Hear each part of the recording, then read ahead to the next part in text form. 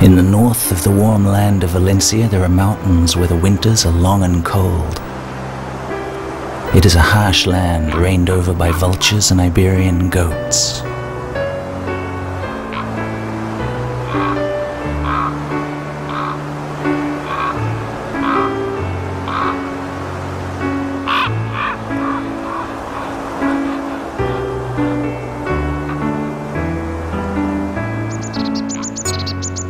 On the other hand, in the south, next to the sea, there is hardly any winter at all. The last flowers of one year coincide with the first blossoms of the following year.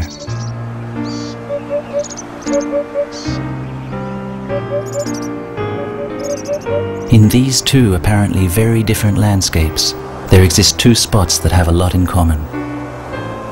They are home to some of the rarest plants in the world. Both have suffered from great changes in the past. In the two areas, nature has now been permitted to grow freely. Both belong to Fundem, the Enrique Montoliu Foundation.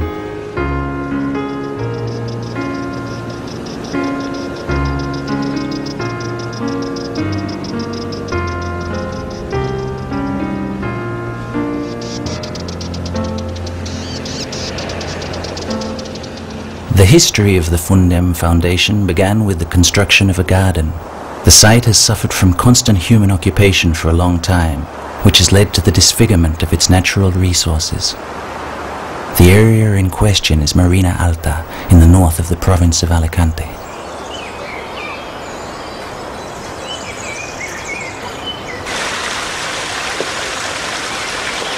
It is the perfect setting for a garden.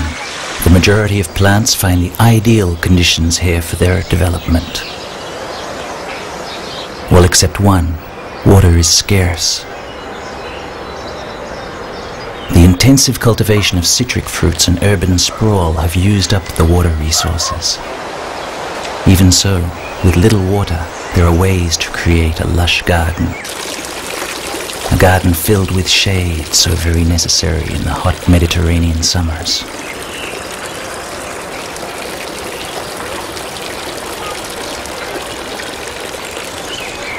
The Garden of Albarda rises to the challenge of creating a natural paradise with the minimum quantity of water possible. Nearly 2 decades after its construction, it is difficult to believe that this garden has grown with only a minimum of additional water supply.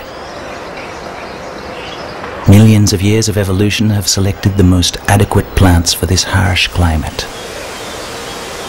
Mediterranean ecological gardening techniques strive to reproduce this delicate but stable balance, as well as taking local wildlife into account.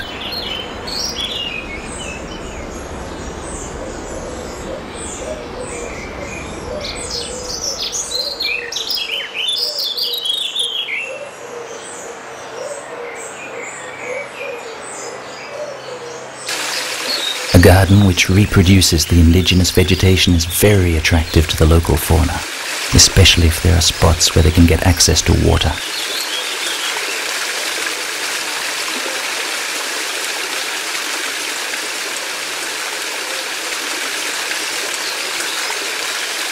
And that is something that the Albarda most definitely has. Water is ever present, but we are talking about closed circuits with no loss. These streams and ponds offer refuge and food to frogs, toads and turkeys, all great allies to the gardener.